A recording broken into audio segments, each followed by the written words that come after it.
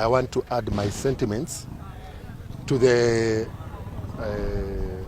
statement released by our Senator Wahome Matinga, that unanimously, as the 5 leaders that you see here, and we have the signature and the blessings of the women rep, we want to condemn the utterances of Governor Mutahi Kahiga.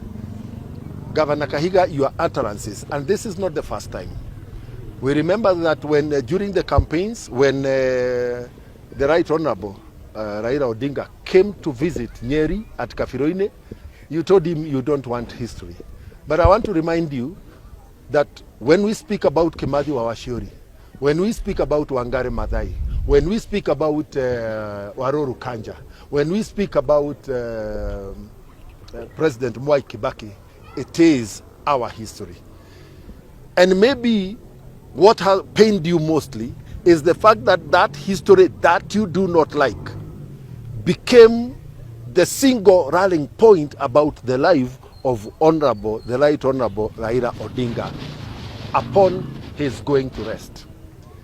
You are invoking the word of God in the name of our community in the death of Raila Odinga is cruel, is insensitive, and it is callous. I wish I could find softer words to define it, but with all respect, Governor Kahiga, I cannot find any other words.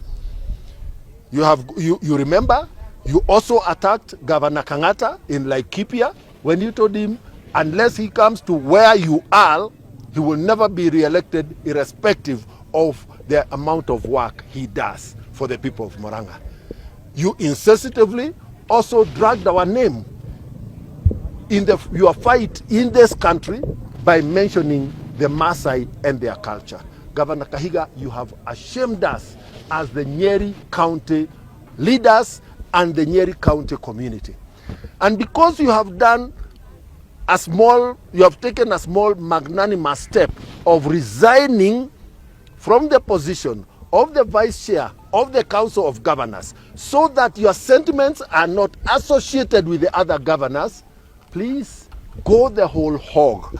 Resign as the governor of Nyeri so that your sentiments are not associated with the leadership and the good people of this county who did you a favor and gave you the opportunity to ascend to the governorship of Nyeri.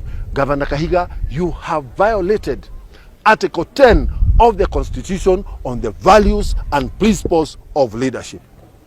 And I am the vice chair of the National Cohesion and Equal Opportunities Committee that looks at cohesion between communities in this country.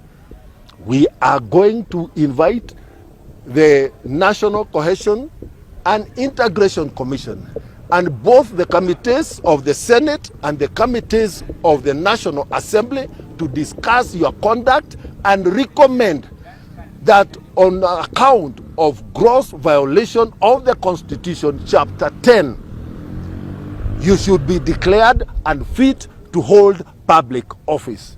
It is up to you to extend your action of resigning to the position of the governor Nyeri County. In the absence of that, we will push to have you declared as unfit to hold public office.